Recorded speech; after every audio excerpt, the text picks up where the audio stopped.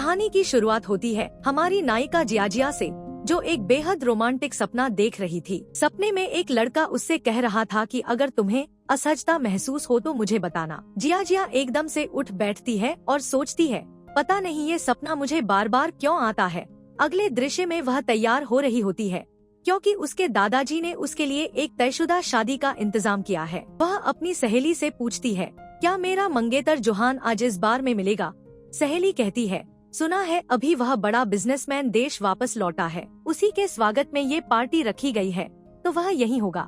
जियाजिया कहती है, मैं दादाजी को फू परिवार से तयशुदा शादी के लिए मना नहीं कर सकती, इसलिए मुझे कुछ ऐसा करना होगा कि फू परिवार वाले खुद ही ये शादी करने से मना कर दें। सुना है मेरे मंगेतर जोहान को मासूम और कमजोर लड़कियां पसंद है, तो मैं बिल्कुल उल्टा व्यवहार करूंगी।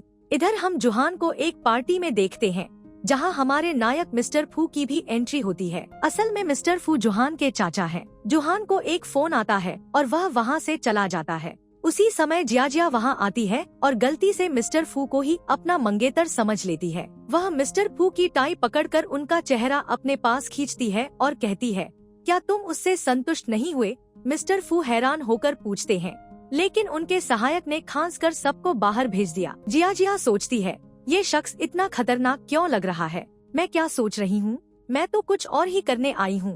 वह कहती है, अगर तुम कुछ नहीं बोलोगे तो मैं समझ जाऊंगी कि तुम मुझसे हार गए। मिस्टर फू उसे खींचकर अपनी गोद में बिठा लेते हैं। फिर उनके करीब जाते हुए वह कहते हैं, क्या हुआ? डर गई? जियाजिया सोचती है, इसकी आवाज तो बहुत गहरी है, अगर ये ऐसे ही करता रहा तो मेरी तो सांस ही रुक जाएगी। और वह उनके शर्ट के बटन खोलने लगी। उसे लग रहा था कि वह जीतने वाली है, लेकिन तभी मिस्टर फू ने उंगलियां चुटकी और उनके सहायक ने आकर उन्हें रूम कार्ड दे दिया। जियाजिया हैरान होकर रूम कार्ड देखती है और भागने लगती है, लेकिन मिस्टर फू उसका हाथ पकड़कर उसे कमरे की ओर ले जाने लगते हैं। जियाजिया सोचती है, ऐसा लग रहा है जैसे मुझे बलि चढ़ाने ले जा रहे हों। वह लड़खड़ाकर गिरने वाली थी कि मिस्टर फू ने उसे पकड़ लिया। जियाजिया कहती है, मैं ठीक हूँ, लेकिन मिस्टर फू उसके करीब आते हैं, नीचे बैठकर उसकी हील उतारते हैं और उसे एक हाथ से उठाकर कमरे में ले जाते हैं। वहाँ वह उसे सीधे बिस्तर पर लिटा देते हैं और उसके ऊपर आ जाते हैं। जियाजिया हैरान थी कि ये क्या कर रहे हैं। मिस्टर फू ने अपनी टाई खोलकर उसके हाथ बांध दिए, फिर उसका चेहरा पकड़कर धीरे से कान में कहा, मेरा इंतजार करो, और वह वॉशरूम में चले गए। जियाजिया सोचती है, जल्दी भाग यहाँ से, वरना ये मेरा ही फायदा उठा लेंगे। वह अपने हाथ छुड़ाकर चुपके से वहाँ से भाग निकली, जबकि मिस्टर फू वॉशरूम में मुस्कुरा रहे थे और बाहर आकर उन्होंने अपनी टाई उठा ली। वह सोच रहे थे, छोटी जंगली बिल्ली। इधर जियाजिया मजे से नहा रही थी, तभी उसकी सहेली का फोन आया। सहेली ने पूछा, जोहान से सगाई तोड़ने का प्लान सफल हुआ? जियाजिया कहती है, बिल्कुल नहीं, बल्कि उल्टा ही हो गया। वह सोचती है, मुझे तो बस वैन पसंद है, लेकिन वो तो बहुत रहस्यमयी शख्स है, बहुत व्यस्त रहता होगा, उसे इतनी रात को परेशान करना ठीक नहीं। फिर भी वह उसे मैसेज करती है, क्या तुम अभी भी जाग रहे हो? वह देखती है कि वह सच में ऑनलाइन है तो हैरान हो जाती है। वह बिस्तर पर बैठकर उसे ऑडियो मैसेज करने ही वाली थी कि उधर से उसी का फोन आ जाता है। वह और भी हैरान होकर फोन उठाती है तो पता चलता है कि वैन कोई और नहीं बल्कि मिस्टर फू ही है। वह कहते हैं, मैं तुम्हारा 5 मिनट से इंतजार कर रहा था, तुम इतनी देर से टाइप ही कर रही थी। जियाजिया पूछती है, तुम क्या कर रहे हो? मिस्टर फू कहते हैं, तुम्हें पता है मैंने उन 5 मिनटों में क्या किया? जियाजिया पूछती है, क्या किया? तो वह कहते हैं, तुम्हारी तस्वीर देख रहा था, तुम पर काला रंग बहुत सूट करता है। जियाजिया अपनी डिस्प्ले पिक्चर देखकर शर्मा जाती है। अच्छा, ये उसी की बात कर रहा था। अगले दिन जियाजिया की एजेंट उसे बताती है कि उसे आज एक निवेशक से मिलने जाना है और उसे गुस्सा नहीं दिलाना है। जियाजिया तैयार होकर उस बार में निवेशक से मिलने जाती है। वहाँ उसे सिंड्रो नाम की लड़की मिलती है जो पूछती है, तुम यहाँ क्या कर रही हो? तुम्हें तो पहले सामाजिक होना पसंद नहीं था, क्या तुम भी उस ड्रामा के बारे में बात करने आई हो? सिंड्रो दरअसल जोहान की गर्लफ्रेंड है। जियाजिया कुछ कहती उससे पहले ही उस ड्रामा का डायरेक्टर उससे छेड़खानी करने लगता है और कहता है, अफवाह थी कि मिस जिया बहुत खूबसूरत है और आज देख भी लिया। फिर वह उसे गलत तरीके से छूने लगता है। जियाजिया अपना हाथ झटक लेती है। तभी एक और आदमी कहता है, आज तक कोई भी लड़की डायरेक्टर को खुश नहीं कर पाई, तुम पहली हो, इसलिए तुम्हें एक टोस्ट तो बनाना ही होगा। फिर सब उसे शराब पीने के लिए मजबूर करने लगते हैं। तभी जियाजिया की नजर पास वाले कमरे में खड़े मिस्टर फू पर पड़ती है। उनके सहायक ने उन्हें सारी बात बता दी होती है। उनका दोस्त यनान वहाँ आता है। सब सुनकर बोलता है, मैं उस डायरेक्टर को जानता हूँ, अभी जाकर सबको सबक सिखाता हूँ। मिस्टर फू उसे रोकते हुए कहते हैं, उसे डराओ मत। यनान कहता है, मैं तो बस तुम्हारा संदेशवाहक हूँ। जिस किसी ने भी उसे शराब पीने के लिए मजबूर किया, उन सबको अटलांटिक महासागर में शार्क का खाना बनने के लिए फेंक दिया जाएगा। मिस्टर फू कहते हैं, वरना तुम खुद ही चले जाना। यनान डरकर चला जाता है। तब भी वहाँ मौजूद लोग जियाजिया पर दबाव बना रहे थे कि अगर ये मौका हाथ से निकल गया तो दोबारा कोई रोल नहीं मिलेगा। जियाजिया कहती है, लेकिन सिंड्रो यहाँ है, मैं उसके साथ कोई प्रतिस्पर्धा नहीं करना चाहती। डायरेक्टर कहता है, ये अभी तय नहीं हुआ है, तुम बस मेरी बात मान लो, बदले में फीमेल रोल तुम्हारा है। जियाजिया मजबूरी में गिलास उठाने ही वाली थी कि मिस्टर फू का दोस्त यनान आकर रोक लेता है और सोचता है, मिस्टर फू की पसंद सच में बहुत खास है। डायरेक्टर यनान की चापलूसी करने लगता है। यनान कहता है, अगर मिस जिया खुद शराब पीना चाहती है तो पी सकती है, लेकिन अगर मुझे पता चला कि किसी ने उसे पीने के लिए मजबूर किया तो बाद में मुझे दोष मत देना। सब लोग डर गए। जियाजिया कुछ पूछना चाहती है तो यनान कहता है, वो तुम्हें बाद में धीरे धीरे पता चल जाएगा। जियाजिया उसकी मदद के लिए धन्यवाद कहती है, लेकिन डायरेक्टर उन दोनों को देखकर गलत सोच लेता है कि शायद यनान को यह लड़की पसंद आ गई है, इसलिए हमें उसकी मदद करनी चाहिए। फिर वह जियाजिया की चाय में नशीला पदार्थ मिलाकर दे देता है। जियाजिया वह चाय पी लेती है क्योंकि वह नहीं चाहती थी कि कोई और हंगामा हो।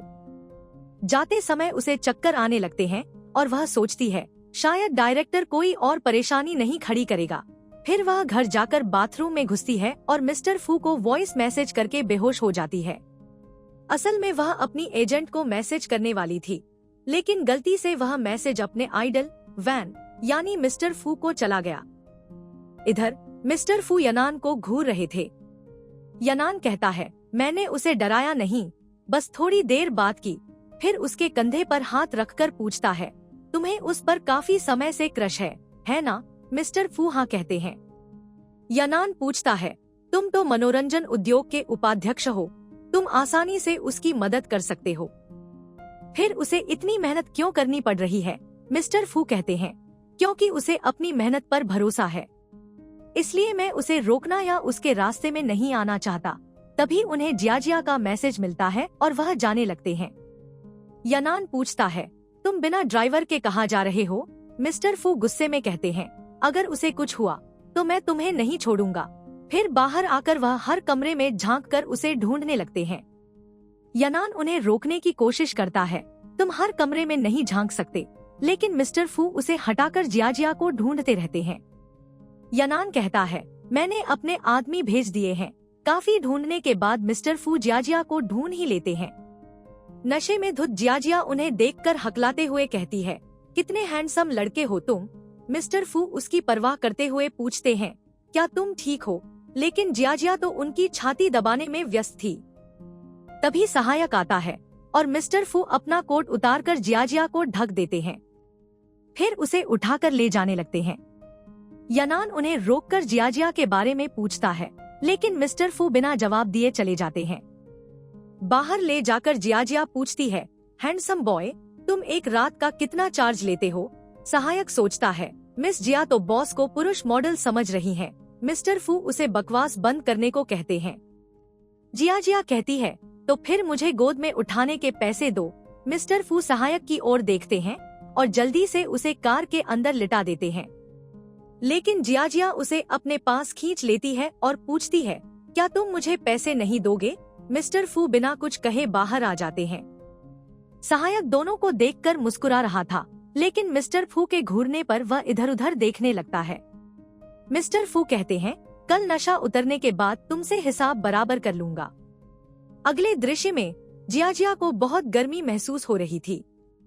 वह कार की खिड़की खोलना चाहती है, लेकिन मिस्टर फू उसे रोकते हुए कहते हैं, बस थोड़ी देर और, खिड़की खोलने से तुम्हें सर्दी लग जाएगी। जियाजिया उनकी बात अनसुनी करते हुए फिर से उनके साथ छेड़खानी करती है और कहती है, तुम्हारे होंठ बहुत आकर्षक हैं। मिस्टर फू पूछते हैं, क्या तुम इन्हें आजमाना चाहोगी? फिर वह उसकी कमर पकड़कर उसे अपने पास खींचते हैं और चूमने के लिए आंखें बंद कर लेते हैं, लेकिन तभी जियाजिया उनके कंधे पर ही बेहोश हो जाती है। मिस्टर फू उसे अस्पताल लेकर आते हैं। वहाँ उनका एक डॉक्टर दोस्त उनकी गोद में जियाजिया को देखकर हैरान हो जाता है। तुम्हारी गोद में लड़की?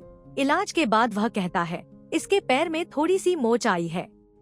अगर कल सुबह होश में आ गई तो डिस्चार्ज कर देंगे। कहीं तुमने उसे गलत दवा तो नहीं खिला दी जिससे उसकी ये हालत हो गई? मिस्टर फू कहते हैं, कल तुम्हारे लिए मनोचिकित्सक से अपॉइंटमेंट ले लूंगा। जाकर पहले खुद का चेकअप करा लो। डॉक्टर दोस्त कहता है, कोई जरूरत नहीं, मैं यहाँ से जा रहा हूँ। बाद में यनान भी मिस्टर फू से मिलने आता है और माफी मांगता है, लेकिन मिस्टर फू कुछ नहीं कहते। तभी यनान बताता है कि जियाजिया तीसरी मुख्य नायिका के लिए ऑडिशन देने गई थी। मिस्टर फू कहते हैं, उसे 3 फिल्मों में नायिका का किरदार दे दो। अगले दिन जियाजिया को होश आता है तो वह डॉक्टर दोस्त से पूछती है, कल रात मुझे कौन अस्पताल लेकर आया था? डॉक्टर दोस्त कहता है, बेशक मिस्टर फू। जियाजिया फिर से मिस्टर फू को अपना मंगेतर समझ लेती है और सोचती है, वो वहाँ क्या कर रहा था? डॉक्टर दोस्त पूछता है, क्या आपको मिस्टर फू पसंद नहीं है? जियाजिया मना करती है, ऐसी कोई बात नहीं है। डॉक्टर दोस्त उसके पैर में लगाने के लिए दवा देते हुए कहता है, मैं लगा देता हूँ। लेकिन जियाजिया के दिमाग में कुछ शरारत आती है। वह डॉक्टर दोस्त से कहती है कि मिस्टर फू को दवा लगाने के लिए अंदर बुला दे ताकि बाद में वह गुस्से से ये शादी तोड़ दे। डॉक्टर दोस्त पूछता है, क्या वो मुझसे ज्यादा पेशेवर है? जियाजिया कहती है, नहीं, मैं बस चाहती हूँ कि वो ये करे। डॉक्टर दोस्त कहता है, लेकिन अफसोस वो अभी व्यस्त होंगे। तभी पीछे से मिस्टर फू आकर कहते हैं, नहीं, मैं व्यस्त नहीं हूँ। डॉक्टर दोस्त उन्हें चिढ़ाता हुआ चला जाता है। जियाजिया मिस्टर फू को देखकर कल्पना करने लगती है कि वह दवा लगाने के बजाय और ज्यादा दर्द पहुंचा रहे हैं, इसलिए वह कहती है। मिस्टर फू उसे अस्पताल लेकर आते हैं। वहाँ उनका एक डॉक्टर दोस्त उनकी गोद में जियाजिया को देखकर हैरान हो जाता है।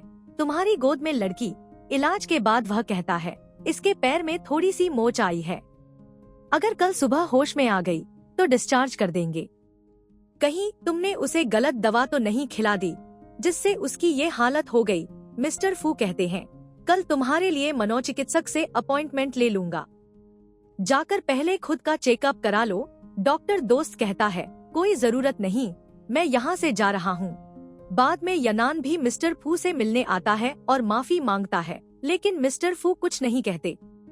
तभी यनान बताता है कि जियाजिया तीसरी मुख्य नायिका के लिए ऑडिशन देने गई थी। मिस्टर फू कहते हैं, उसे 3 फिल्मों में नायिका का किरदार दे दो। अगले दिन जियाजिया को होश आता है तो वह डॉक्टर दोस्त से पूछती है, कल रात मुझे कौन अस्पताल लेकर आया था? डॉक्टर दोस्त कहता है, बेशक मिस्टर फू। जियाजिया फिर से मिस्टर फू को अपना मंगेतर समझ लेती है और सोचती है, वो वहाँ क्या कर रहा था?